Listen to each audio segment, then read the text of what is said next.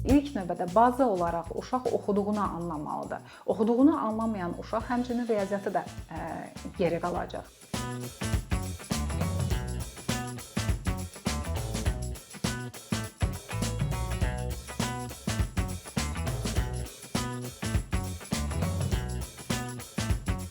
Autizm spektr pozuntusu və digər inkişaf fərqliliyi olan uşaqlar məktəbə başladıqda iki istiqamətdə öyrənmə problemi yaşayırlar. Bunun birincisi texniki tərəfdir, hansı ki, əl-göz koordinasiyasına bağlı məsələlərdir və yaxud da ki, disleksiyalı uşaqlarda olduğu kimi hərflərin qarışdırılmasıdır, vizual olaraq təsvirlərin, rəqəmlərin qarışdırılmasıdır.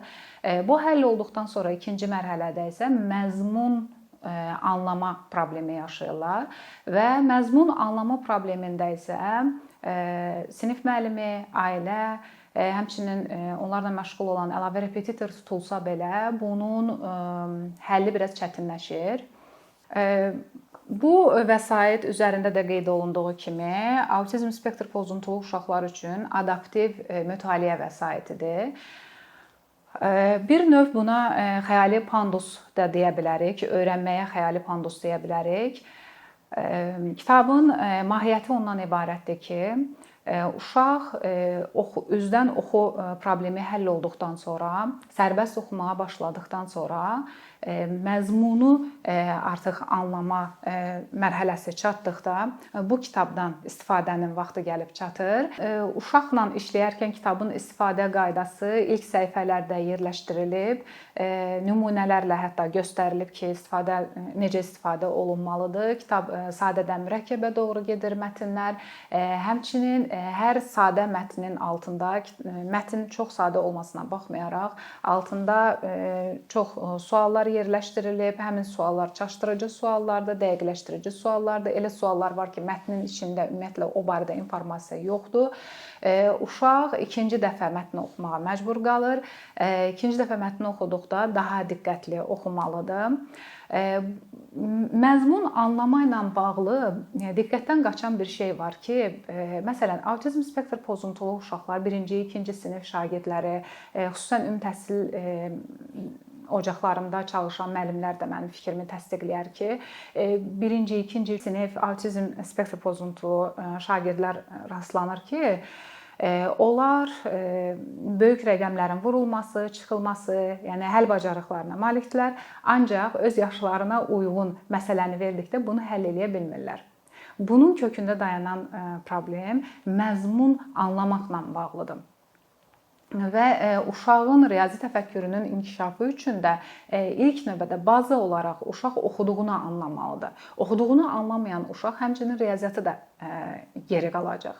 Yəni, bu sadəcə humanitar fənlərə dəstək məqsədi ilə hazırlanmayıb.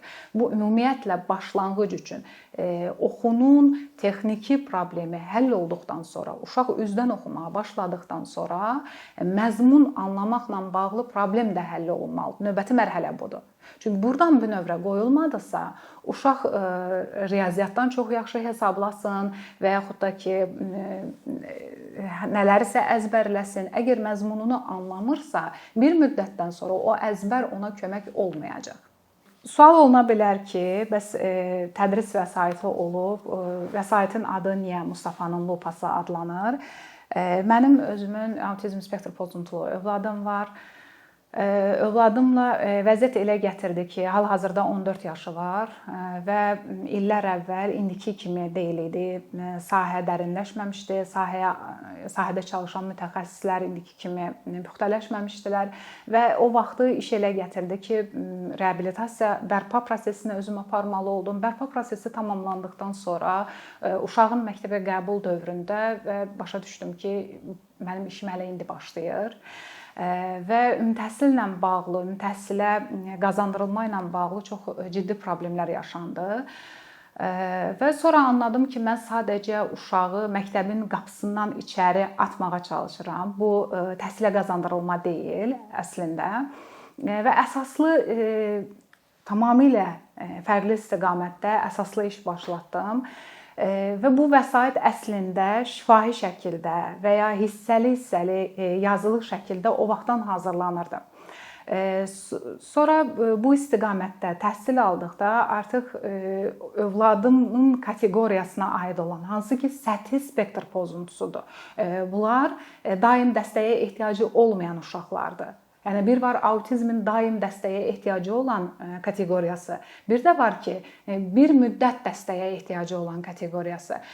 Onlar bir müddət dəstəyə ehtiyacı olan kateqoriyasında nə baş verir?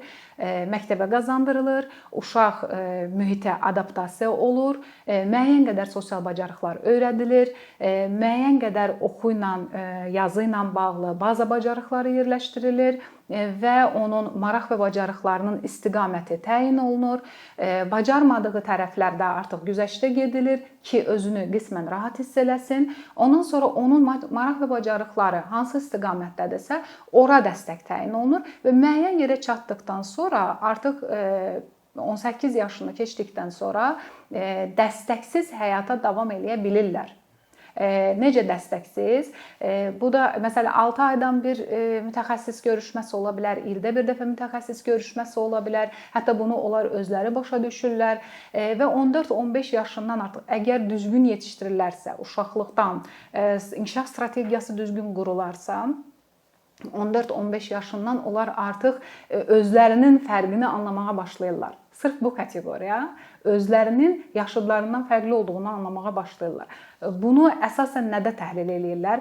Əsasən sosial bacarıqlarda, dost qazana bilmədikdə və ya replikaları anlaya bilmədikdə, yaşıdlarının elədiyi zarafatlara gülə bilmədikdə, qrupa daxil ola bilmədikdə özlərinin fərqli olduğunu anlayırlar. Əgər düzgün dəstək təyin olunmasa, depressiya yaşaya bilərlər. Hətta xaricdə buna nümunə olaraq çox ağır vəziyyətlərə qədər gəlib çatma ehtimalı var. Yəni araşdırmalar bunu göstərir.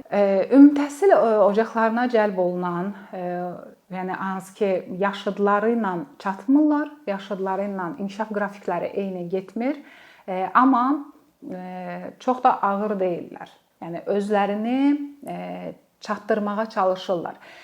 Sinifdə ümumiyyətlə uşaq inkişafında belə bir şey var ki, eyni bioloji yaş olaraq eyni yaşda olan uşaqların arasında sayrışan 2 il arasında qrafikdə sayrışma olur. Yəni bu normaldır. Amma uşaq əgər 2 ildən artıq geridən izləyirsə, bu artıq həmin o qrafik sayrışması deyil. Burada artıq ciddi şəkildə inkişaf fərqliliyindən söhbət gedir. Və yüngül, səthi spektr pozuntusu olan, ümumi təhsilə cəlb olunan autizmli uşaqlarda zəka dəstəklənə bilən və çox yaxşı yerlərə gələ biləcək zəka olur, amma asinxron inkişaf yaşayırlar. Yəni sosial bacarıqlar baxımından onlara 2 qat dəstəyə ehtiyacları olur. Hansı ki o qrupa daxil olma, ki depressiyaya düşməsinlər, çünki biraz mükəmməlçi olurlar. Bu kimi istiqamətdə onlara daha çox dəstək lazım olur. Və sinifdə inklüziv mühitin qurulması mərhəmətə söykənən bir yanaşmadırsa, o uşaqlara xeyir eləmir. Çünki mərhəmət gözəl hissdir, amma biraz təhlükəlidir. Çünki daim biz mərhəmətlə davam edə bilmərik. Həm bu ətraf üçün də yaxşı mesaj vermir. Yəni o uşağın sinif yoldaşları üçün də bu yaxşı mesaj vermir. Həm o uşağın özünü də steril bir mühitə salır, emosional steril mühitə salır və onu inkişafdan dayandırır. Bu uşaqların ümumi təhsildə irəliləməsi, hansı ki bayaq qeyd elədim, müəyyən müddətlik dəstək hissəsində, həmin mərhələdə əməkdaşlıq necə getməlidir? Ailə, məktəb əməkdaşlığına uşaq da əlavə olunmalıdır. Əgər uşaq hələ də psixoloq dəstəyi alırsa və ya 6 aydan bir görüşdüyü bir mütəxəssis varsa, o da bu əməkdaşlığa cəlb olunur. Amma bu dairədə uşaq mütləq iştirak eləməlidir. Bu əməkdaşlıq dairəsində uşağın özünün anlayacağı dildə və onun çiyinlərinin qaldıra biləcəyi öhdəliklər verilməlidir. Bu onda özünə inam yaradır. Özünə inam yaradılan uşaq iştirak istəyi yaradılır. İnklüziv təhsilin əsas qayəsi uşağın özündə iştirak istəyini yaratmaqdır. Bir uşaqda əgər iştirak istəyi yarandısa, deməli o orada inklüziv mühit doğru qurulub. Digər tərəfdən də bayaq qeyd elədim ki, sinif yoldaşlarına doğru mesaj vermir. Bu nə deməkdir? daim mərhəmət göstərilən, daim yazığı gəlinən biri onların qarşısındadırsa və hər gün belə bir yanaşmanı görürlərsə, onlar buradan hansı mesajı götürürlər? Özlərinə qarşı da bir diskriminativ yanaşma olur. Niyə? Mənim əskik tərəfim varsa, mənim zəif tərəfim varsa, mən bunu kamuflaj eləməliyəm, mən bunu gizlətməliyəm. Bu cür fikir formalaşır. Əgər uşağın iştirakı kiminsə mərhəmətinə qalmadan, hüququ olduğu üçün sinifdə iştirak etməlidir deyə bir yanaşma təşkil olunsa sinifdə, əsasən bu müəllimlərdən çox asılıdır ki, uşağın onun burada iştirak hüququ olduğu üçün burada iştirak eləyir, bizim mərhəmətimizdən dolayı deyil. Və onun özünə verilən öhdəliklər də sinif yoldaşları onu müşahidə eləyərək böyüyürlər. Sinif yoldaşlarında bu fikir formalaşır. Deməli, mənim əskik tərəflərim olsa da mən cəmiyyətdə iştirak edə bilərəm. Mənim zəif tərəfim varsa da mən güclü tərəfimlə uğurlu ola bilərəm. Bu mesaj ötürülür. Baxın, yanaşmadan yanaşmaya nə qədər fərq var. Vəsait sinif daxilində istifadə olunan bir vəsait deyil. Necə ki, tipik uşaqlar repetitor yanına getdikdə əlavə dəstəkçi vəsaitlərdən istifadə edirlər. Bu vəsaitdə autizmli uşağın əlavə sinifdən xaric dəstəkçi vəsait rolunu oynayır. Sinifdə həm ona görə istifadə oluna bilməz ki, biz inkluziyanın qayəsi odur ki, sən də bizdən birisən ifadəsini verməlidir. Ona daim o mesajı verməlidir. Ona görə də sinifin içində sinif yoldaşları hansı kitablardan istifadə edirsə, uşağın qarşısında həmin kitab olmalıdır. Amma sinifdən xaric, kənarda uşaq dəstək aldıqda əlavə vəsait kimi bu istifadə olunmalıdır. Və dediyim kimi, texniki tərəfi həll olduqdan sonra məzmun anlamı mərhələsini də keçməlidir ki, uşaq digər fənlərə bölünə bilsin və onun maraq və bacarıqlarını biz tuta bilək ki, hansı fəndən daha yaxşı ola bilər. Məzmun anlama problemi varsa, biz onun riyaziyyatda irəliləyib irəliləməməsini də təyin edə bilməliyik. Çox da ki, uşaq yaşından böyük, yaşına uyğun olmayan rəqəmləri hesablaya bilsin.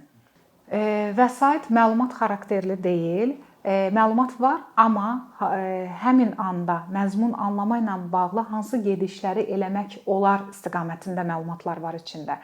Daha çox birbaşa alətdir. Yəni bir var ki, məlumat xarakterli, bu uşaqlarla belə işləmək lazımdır, bunu eləmək lazımdır, bunu eləmək lazımdır, amma alət olmur ortada. Çünki məlumat olduqdan sonra alətlə necə işləməli olduğunu bilirsən. Bizdə isə məlumat var idi, məzmun anlama ilə bağlı məlumatlandırma var, amma alət yox idi birbaşa. Bu vəsait sırf alətdir. Yəni ailələr də bunu götürüb işləyə bilər, valideyn işləyə bilər. Hətta 4-cü sinif şagirdi autizmli uşağın valideyni 4-cü sinif şagirdi üçün almışdı. Yəni o yaşda övladı üçün almışdı əslində. Sonra mənə yazdı ki, məktəbə hazırlıq yaşında olan, 5 yaşında olan qızım üçün şifahi olaraq mən bu vəsaitlə çalışıram və mətni oxuyuram. Uşaq məni dinləyir. Dinlədikdən sonra mən onun sualları verirəm və sualların cavabını tapmayanda, qarışdıranda yenidən diqqətini toplamasını istəyirəm və yenidən mətni səsləndirirəm. Bu, mən düşünürəm ki, oxumasa belə danışılanı daha yaxşı dinləməsi üçün, 1-ci sinifdə müəllimi daha yaxşı dinləməsi üçün bu mənim üçün göydən düşmə bir vəsait oldu və düzü mən bu tərəfindən baxmamışdım vəsaitə. Sonra son uşaq kitab festivalında çox maraqlı bir şey yaşandı ki, 11 yaşında çox zəkalı uşaq var idi və çox sərbəst özünü ifadə edə bilən uşaq var idi. Hətta o kitabları seçərkən çox diqqətlə içinə baxırdı, anotasiyasını oxuyurdu, kitab haqqında məlumat verirdi. Və birdən bu kitaba fikri çatdı. Məndən çox ətraflı məlumat istədi bu kitab haqqında və israrla bu kitabı aldı. Və valideynləri dedi ki, sənin anlamaqla bağlı bir problemin yoxdur. O dedi ki, kitabın mahiyyətini mən bildim, nədir? Mən istəyirəm ki, daha sürətli mətni oxuyanda ikinci dəfə göz gəzdirməyə ehtiyacım olmasın. Daha sürətli anlama, sürətləndirmək istəyirəm. Yəni mətni oxumaqla bağlı. Sonra bir başqa valideynlər yaxınlaşdı. Kitabın mahiyyətini bildikdə övladlara autizmli olmasa belə sadəcə çalışmaq üçün, sadəcə oxuma, anlama, məzmunu daha tez tutma, daha diqqətli oxumaqla bağlı övladlarındakı irəliləyişi sürətləndirmək üçün sadəcə vəsaiti əldə etməyə çalışdılar.